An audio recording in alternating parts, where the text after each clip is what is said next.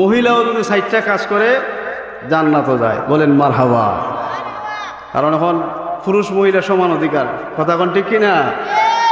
পুরুষও সমান অধিকার, মহিলাদেরও সমান অধিকার। এখন যদি মহিলাদেরকে গাছও উঠে ডাব পারো, এখন আর পারতো না, ঠিক কিনা? ওইটা তো আমি পারতাম না। বোঝা যায় মহিলাদের কোনো কিছু সব পারা সম্ভব না। তো আল্লাহ পাক কোরআনে দলিল দিচ্ছেন, আর রিজালু কাওয়ামুনা আলান নিসা। দলিল, পুরুষের নারীদের উপর পুরুষের কর্তৃত্ব, নেতৃত্ব, অধিকার। সুবহানাল্লাহ। দিছেন বিধান কে দিছেন? আমরা বেজার লাভ হইব, মহিলারা যদি বেজার লাভ হইব নি? দেখবিনি দেখছেন না, সমান অধিকার দিয়ে ফরিদা বাক্সে দেড় সাইরিয়া এইভাবে গাছও উঠাইব, কিন্তু মই দিত না, মই সাইরা দিব, ঠিক কিনা? বাবার আমার গভীর মনোযোগ। 60টা কাজ যদি পুরুষ করে আল্লাহ জান্নাত দিবে, আরো 4টা কাজ যদি নারীরা করে আল্লাহ তাদেরকে দেয়া দিবেন। সময় যেহেতু আগে নারীরা দিয়ে শুরু করি, কথা কোন ঠিক কিনা? একটু আগে নারীরা দিয়ে শুরু করি, কি কোন 4টা কাজ করলে নারীরা সহজে যাবে। 1 নম্বর কাজ, আল্লাহ পাক বলেন, দিনের নবী পয়গম্বর বলেন, যদি কোনো নারী 5 ওয়াক্ত নামাজ সঠিকভাবে পালন করে, আল্লাহ রাব্বুল আলামিন তার জান্নাতের বন্দোবস্ত করেন। বলবেন হুজুর 5 ওয়াক্ত নামাজ তো আমরাও পড়ি, মহিলারা আবার 5 ওয়াক্ত নামাজ কেন পড়বে? বাবারা রে আমার, 5 ওয়াক্ত আজান দেওয়ার পর আপনারা পুরুষ মানুষ, আপনাদের জন্য মসজিদের মধ্যে টাইলস লাগা মসজিদ, ফুমের লাগাল বিছানা, সুন্দর এসি, সুন্দর মিম্বর, ইমাম সাহেব সহ সুন্দর কেরাতের সহিত নামাজের ব্যবস্থা আছে, কিন্তু মহিলাদের জন্য আসেনি। হ্যাঁ, মহিলাদের জন্য মসজিদে যাওয়া নিষেধ কিন্তু নাই। বুঝতে হবে, যদি মসজিদে যায় যারা নামাজ পড়ে, মসজিদের সাথে যাদের সম্পর্ক, এই টানে টানে যাইয়া মানুষ ওযু করে নামাজ পড়ে, কিন্তু মহিলারা তো মসজিদে যায় না। মসজিদে যেহেতু যায় না, ঘরের ভিতরে নামাজ পড়াটা কষ্ট না সহজ? হ্যাঁ, না না, কষ্টই দিয়া, এটা সহজ না। ও হলে তো আর কেরাত পড়তে পারে না, খামের লেগে তো আর পারতো না, কথা কোন ঠিক কিনা? কষ্ট, তাদের অত সহজ বিষয় না নামাজ পড়া। শুধু তাই না, শুধু তাই না, আরো ভিন্ন ঝামেলা আছে। একজন মহিলার দায়িত্ব বেশি, 3 ওয়াক্ত রান্ধন লাগে। 3 ওয়াক্ত গো মা, কানটা মাহফিলের দিকে লাগাইয়া দাও। যদি আজকের মাহফিল কথাগুলো শোনো আর আমল করো, আজকের মাহফিল সাকসেসফুল হয়ে যাবে। যারা টাকা পয়সা দিয়া জান্নাতের বাগান সাজাইছে, তাদের মেহনত আল্লাহর দরবারে কবুল হয়ে যাবে। 3 ওয়াক্ত রান্না করা কত কষ্ট বাবা। ছেলে সন্তান মেয়ে সন্তানদের লালন পালন করা, বরণ পোষণ করা, খাওয়ানো, তাদের দায়িত্ব পালন করা, আবার স্বামীর দায়িত্ব পালন করা, ঘর দেখশন করা, পরিবার, কাজটা সহজ না কঠিন? কঠিন না, বহু কঠিন। কারণ যদি জামাই একবারে যোগী 2 বার ডাক দেয়, 3 বার খালা লাঠি দিয়া দৌড়ায়, ঠিক কিনা? 3 বার খালা দৌড়া, কই গেছি গিয়া, এটা কই যাক গিয়া ভাবা যায় না দুপাইয়া। বাবারে আমার, কত কষ্ট মহিলাদের জন্য। শুধু তাই না, যার কারণে মহিলাদেরকে মসজিদ থেকে বিতাড়িত করা হয়েছে, বিদায় করা দেওয়া হয়েছে। প্রতি মাসের মধ্যে এদের একটা বেমারও আছে না নাই? এর কারণও তারা বিরিত। চতুর্দিক দিকে মিলায়া 5 ওয়াক্ত নামাজ পড়া মহিলাদের জন্য বড় কষ্টের বিষয়। আল্লাহর নবী বলেন, ও দুনিয়ার মহিলারা, যদি তোমরা সব কিছু মেনটেন করে 5 ওয়াক্ত নামাজ পড়ো, আমি আল্লাহর রসুল তোমাদের জান্নাতের গ্যারান্টি দিব। 1 নম্বর কাজ। 2 নম্বর কাজ হলো মা, মহিলারা যদি স্বামীর ও বর্তমানে যদি সতীত্বের হেফাজত করে, সুবহানাল্লাহ কোন, কিসের? সতীত্বের হেফাজত যদি করে, তাহলে মদিনার নবী বলেন ওই মহিলার জন্য আমি আল্লাহ জান্নাত তার জন্য গ্যারান্টি দিব। 3 নম্বরে, মহিলারা যদি রমজান মাসে রোজা রাখে, কি রাখে? রোজা রাখে। রোজাও কষ্ট আছে না নাই? আমরা লাইগা 30 রোজা রাখা সম্ভব, কিন্তু মহিলার জন্য রাখা কষ্ট। মহিলারা ভিন্ন কাজকর্ম করে, সন্তানকে দুধ পান করায়, এমনকি গর্ভ চলে আসলে বড় কষ্ট হয়, এমনকি হায়াত চলে আসলে রোজা ভেঙে দেয়, ঠিক কিনা? যখন রোজা মানুষ রাখে না, ছেড়ে দেয়, এই পুনরায় রোজা রাখা কষ্ট হয়ে দাঁড়ায়, ঠিক কিনা?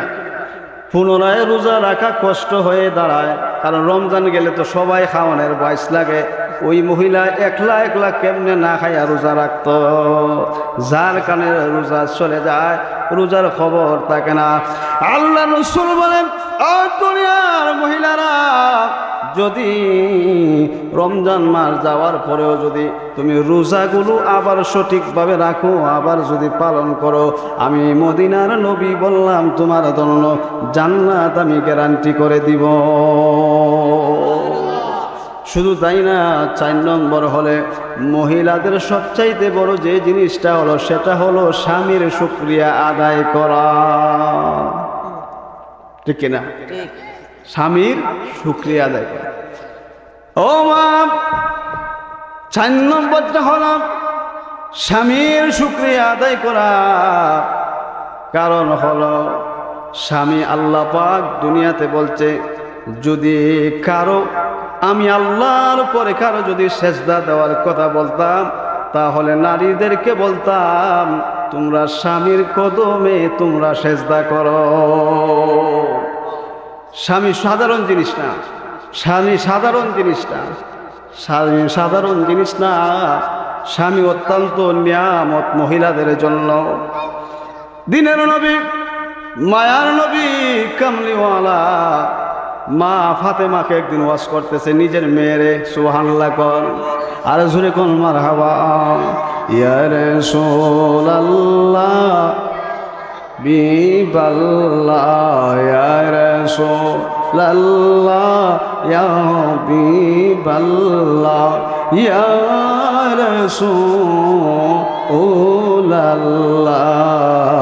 ইয়া রাসূল ইয়া হাবিবাল্লাহ ইয়া রাসূলুল্লাহ,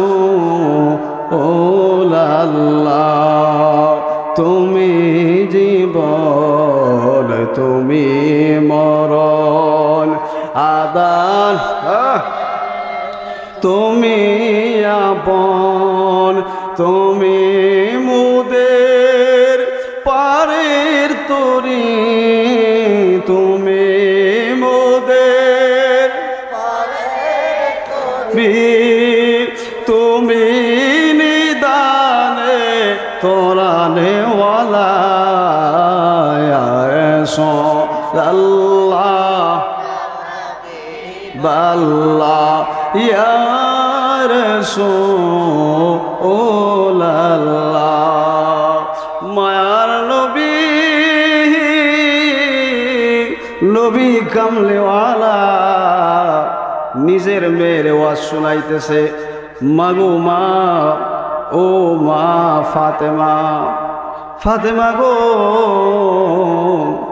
তুমি জানো নি তুমি তো জান্নাতি সরদারির মহিলা, সমস্ত জান্নাতি মহিলাদের মা। ফাতেমা তু সাইয়্যিদাতুন নিসা আহলে জান্নাহ, তোমার এই মহিলাদের সমস্ত জান্নাতি মহিলাদের মা বানানো হয়েছে, সর্দার বানানো হয়েছে। মাগো মা, কিন্তু জানোনি তুমি ফাতেমার আগেও একজন মহিলা জান্নাতে যাবে, জোরে কোন সুবহান। বাবার আমার গভীর মনোযোগ, কত সাধারণ কথা না, হায় হায়, ফাতেমার আগে জান্নাতে যাবে মহিলা। কেন কথাটা বললাম? মা গো, শুধু ফিরের মেয়ে হলে জান্নাতি না, সৈয়দ বংশের মেয়ে হলে শুধু জান্নাতি না, আলিমের মেয়ে হলে শুধু জান্নাতি না, আল্লাহ রাব্বুল আলামিন সাধারণ মহিলাদেরকে জান্নাতি বানাইতে পারে কি পারে না? আর জোরে গান পারে কি পারে না? যে কেউ মহিলা হতে পারে, কিন্তু সাধনার দরকার। ফাতেমার শান আল্লাহ বর্ণনা করেছেন, ফাতেমার স্থান রাসূল বর্ণনা করেছেন। তারপরেও একজন মহিলার কথা রাসূল শুনাইতেছেন, ফাতেমা গো, ও ফাতেমা, তুমি তো জগতের মা, তুমি তো জান্নাতের সরদারি, কিন্তু জেনে রেখো তোমার আগে একজন মহিলা জান্নাতি হবে। ফাতেমা কথা শুনে অবাক হয়ে যায়, হায় হায়, নবী কি কয়, আমার আব্বা কি কয়? কারণ মহিলারা যদি কোনো প্রশংসা নিজের নামে অন্য মহিলার নামে শুনে, এই কথা কয় না রে, কোনো মহিলা যদি নিজের প্রশংসা বাদ দিয়ে অন্য মহিলার প্রশংসা হয়, তখন নিজের মধ্যে কিছু হিংসা আসে না? নাই? হ্যাঁ আছে। সর্বনাশ, নিজের বোর কথা না হইয়া বাবির কথা কইও, নিজের বোর কথা না হইয়া আমার বাবি বড় সুন্দর, বাবির চলা বড় সুন্দর, দিকনে বউ কিতা কয়, সহ্য করবো? সহ্য করতো না। মহিলা নিজের প্রশংসা শুনতে বড় ভালো বোঝে, কিন্তু অন্য মহিলার প্রশংসা নিজের কাছে ভালো লাগে না। নবীজি ডাক দেয়া মানে, ফাতেমা মাহা গো, তোমার আগেও একজন জান্নাতে যাবে। ফাতেমা ডাক দেয়া কয়, আব্বা গো, কত ওয়াজ করলা, জীবনে শুনলাম না, কিন্তু এই উনি কোন মহিলা আমি একটু শুনতে চাই, ওই মহিলাটাকে একটু আমি দেখতে চাই। জোরে কোন মারহাবা। আল্লাহ রাসূল ডাক দেয় কয়, মা গো মা, ওই মহিলাটা কোনো নবীর মা না, কোনো নবীর স্ত্রী না, একজন সাধারণ কাটরি, খাট কাটে, ওই বেড়ার স্ত্রী তোমার আগে জান্নাতে যাবে। জোরে কোন সুবহান। খাট কাটে, খাট কাটুরির স্ত্রী জান্নাতে যাবে। ফাতেমা শুনে অবাক, হায় হায়, কই কি, একজন খাট কাটে তার স্ত্রী জান্নাতে যাবে আমার আগে? আব্বা গো, কি এমন আমল করলো, কি এমন আমল করলো, কি আমলের কারণে আমার আগে জান্নাতে যাবে? নবীজি বললেন, মা ফাতেমা গো, আমল কেন করবে, কোন কারণে দরজা লাভ করছে, যদি দেখতে চাও তুমি সরাসরি মহিলার বাড়িতে চলে যাও, সরাসরি মহিলার বাড়িতে তুমি চলে যাও, তাহলে উদাহরণ পাইয়া যাইবা। এমন সময় বাবা ওই কাটুরিয়ার স্ত্রী দরজায় ফাতেমা হাজির হইয়া গেল। মা ফাতেমা ঘরের মধ্যে যায় হাজির হয়ে ডাক দিল, ঘরের ভিতর কে আসরে, একটু বাহির হয়ে যাও। ঘরের ভিতর যখন ডাক দেওয়া হলো, ঘরের ফাঁক থেকে কাটুরিয়ার বিবি ডাক দেয়া বলে, কে আসলো? আমি হলাম নবীজির দয়ার নবী, মায়ার নবীর আদরের দুলালি ফাতেমা, তোমার সাথে সাক্ষাৎ করার জন্য আসছি, তোমার সাথে দেখা করার জন্য আসছি। ফাঁক দিয়ে বলেন, ফাতেমা গো, ও ফাতেমা, আমার কত খুশ নসিব, নবীর মেয়ে ফাতেমা আমার বাড়িতে আসে, আমার চাইতে এত ভাগ্যবান আর কেউ হইতে পারে না। ফাতেমা গো, কিন্তু আমি তো এই মুহূর্তে তোমার সামনে আসতে পারবো না, এই মুহূর্তে আমি তোমার সামনে দেখা করতে পারবো না। কারণ হলো, আমার স্বামী যখন খাট কাটা প্রতিদিন যায়, আমার হাতে কিছু উপদেশ দেয়া যায় গেছে, বলছে আমি ছাড়া আর দরজা কেউ আসলে কইল না। জোরে কোন সুবহান। আমি ছাড়া ওই দরজা কেউ ডাকলে তুমি কইল না। তোমারে আমানতদার হিসেবে জঙ্গলার ভিতরে ঘরের ভিতরে একা তুইয়া গেলাম। আমি সারাদিন যাই কাটকাটা, যখন আমি ফিরে আসব তখন এসে যখন আমি বলবো দরজা খোলার জন্য, তখন দরজা খুলে দিবা, এর আগে তুমি দরজা খুলো না। ফাতেমা গো, তুমি আদরের নবীর দুলালির মেয়ে, তোমার সাথে কত মানুষ সাক্ষাৎ করার জন্য যায়, কত মানুষ দেখা করার জন্য যায়, কিন্তু আমার স্বামীর অবাধ্য আমি হইতে পারবো না, স্বামীর কথার বাহিরে যাইতে পারবো না, এই মুহূর্তে আমি দরজা খুলে আসতে পারবো না। যদি লাগে আমার স্বামীর অনুমতি লাগবে। এই কথা বলে মাফ চেয়ে নিলেন। মা ফাতেমা বুঝলেন, মা ফাতেমা চলে গেলেন। মা ফাতেমা চলে গেলেন, বললেন ঠিক আছে তোমার স্বামীর হাতে অনুমতি নিও, আমি আরেকদিন আসব। সুবহানাল্লাহ। আল্লাহুম্মা সাল্লি, মোহব্বতে জোরে কর না, মুহাম্মাদ আল্লাহুম্মা সাল্লি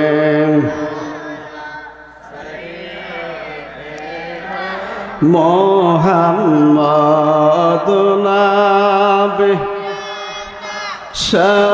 শাফিয়ানা মাওলানা আসমা নজমিন ফয়দা নূরে ফয়দা মুহাম্মাদ আসমা নজমিন ফয়দা নূরে ফয়দা মুহাম্মদ আয়রে পাক নামে নবী ফয়দা নূরে ফয়দা মুহাম্মদ আল্লাহুম্মা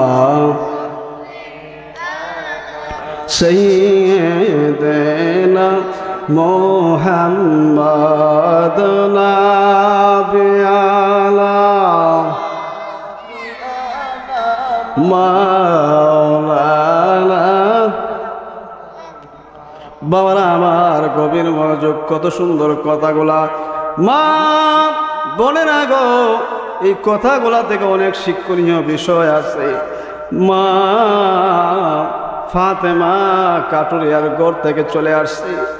চলে আসে দ্বিতীয় দিনের জন্য অপেক্ষা করলেন, যেমনি হোক কাটুরিয়ার বোর কাছ থেকে আমার সাক্ষাৎ করতে হবে। সুবহানাল্লাহ। কল সুনাম যখন বাইরিব তখন মানুষ আপনার কাছে আসবে, আপনি যাওয়া লাগতো না, আপনার কাছে আসবে। আল্লাহ রসুল সব কিছু আপনার পায়ের দরজায় হাজির হবে। এটাই হচ্ছে একজন গুণবতী মানুষের গুণ। মা ফাতেমা স্বয়ং কাটুরিয়ার বাড়িতে উপস্থিত।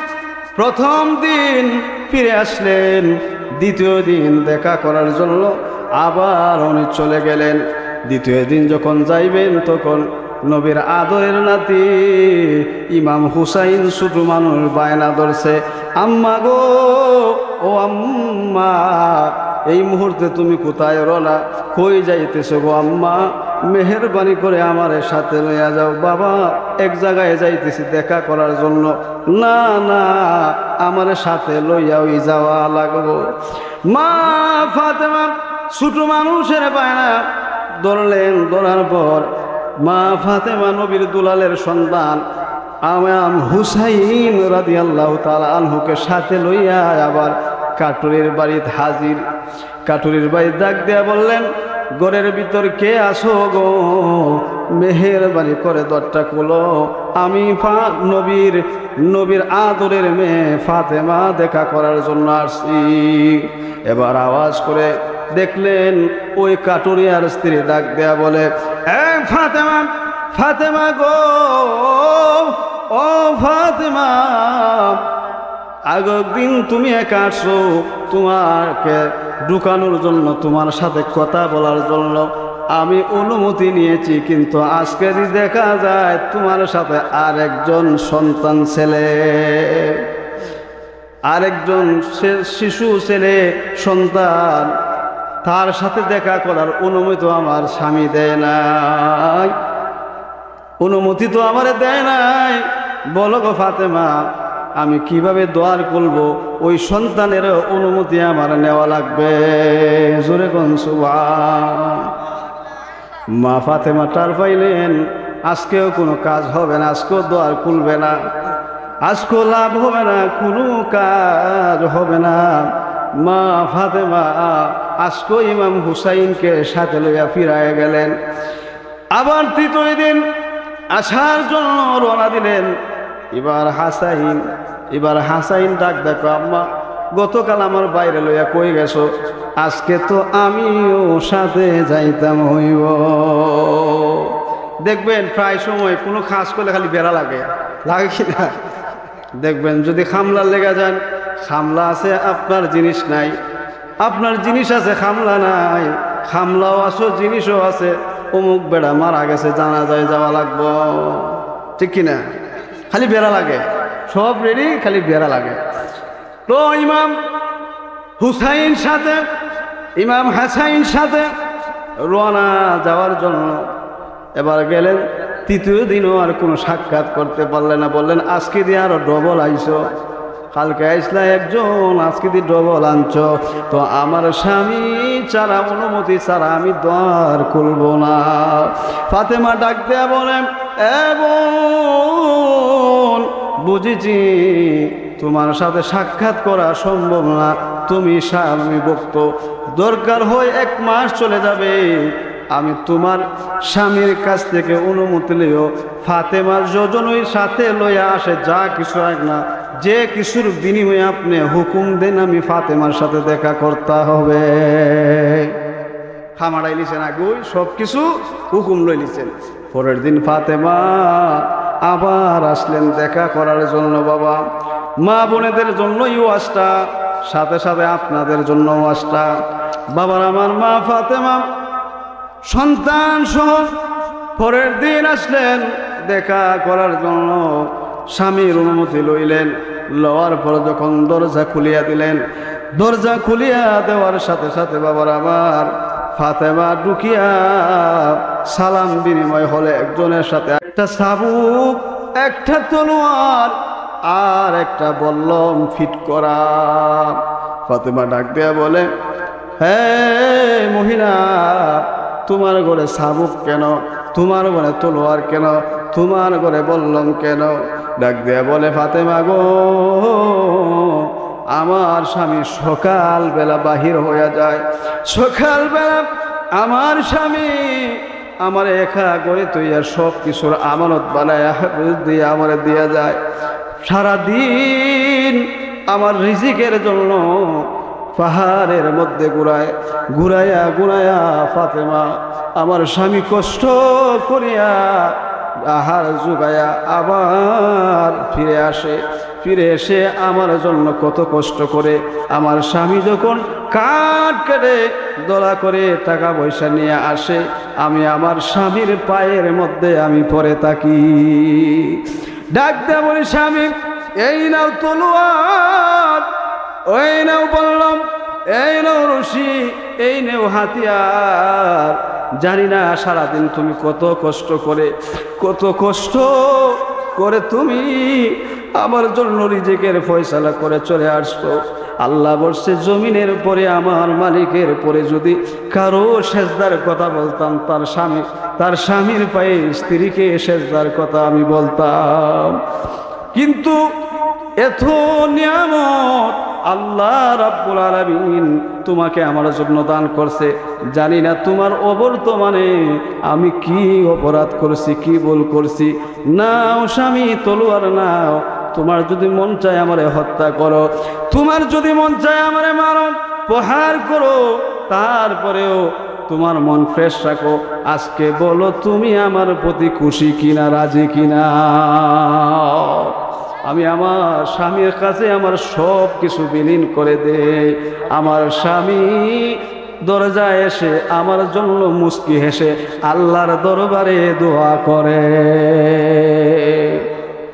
দোয়া করিও সব জনে দোয়া। আমরা মেহমান চলে আসে, নারায়ে তাকবীর, নারায়ে রিসালাত।